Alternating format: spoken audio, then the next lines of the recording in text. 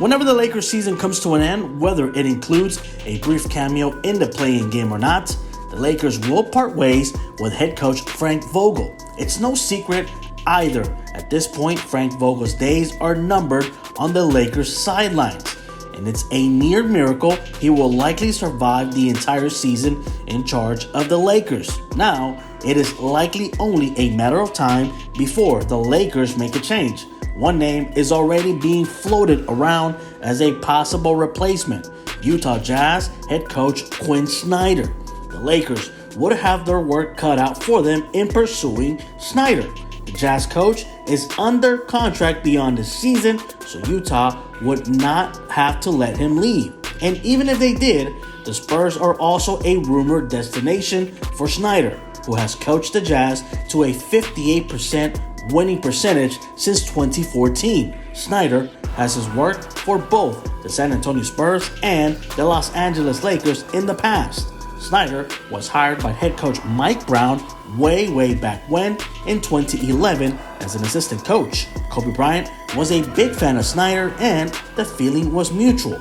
But after one season in Los Angeles, Snyder went to go coach in Russia as an assistant until he came back to the NBA in 2014 to coach the Utah Jazz.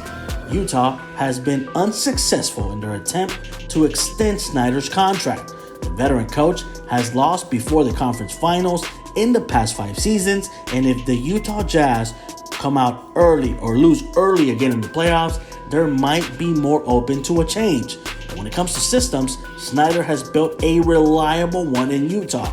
Based around Rudy Gobert, the Jazz routinely have a top defense ranking in the top 10 5 of the last 6 seasons, and have developed an equally potent offense built around shooting and spacing, both of which would complement LeBron James.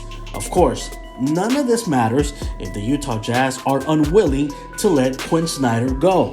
Whether or not they are willing to do so remains unclear.